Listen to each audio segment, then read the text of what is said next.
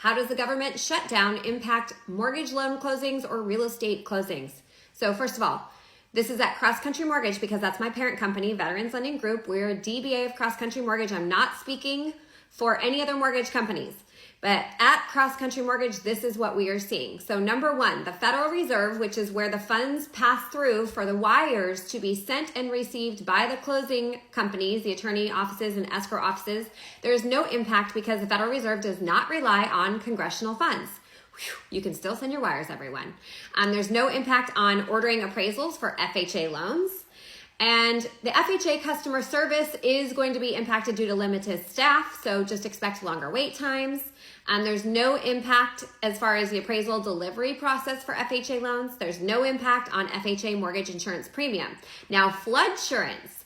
If you need flood insurance for your loan, NFIP will have limited ability to issue new policies, issue increased coverage on existing policies, and issue renewal policies. So just be prepared that there could be a delay or maybe an impact to that, a negative impact.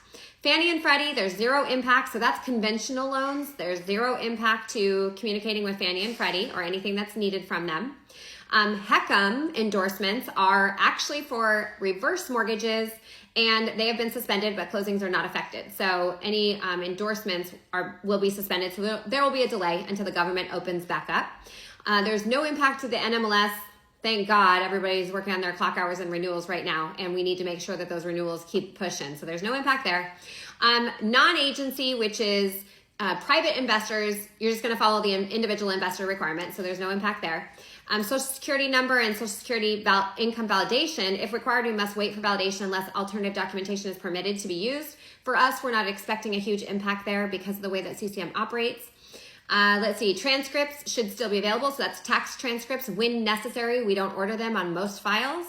USDA, so the staff is on furlough. So if you're working on a USDA loan, the staff is not there. They cannot work to create or provide conditional commitments. So you can't proceed on a USDA loan while the government is shut down.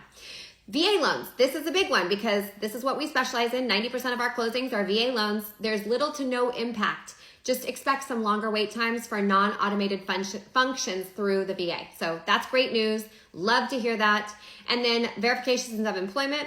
Mortgages made to government employees and other workers directly impacted by the shutdown are eligible for closing even if the borrower is not receiving pay when the mortgage is closed. For example, our active duty military.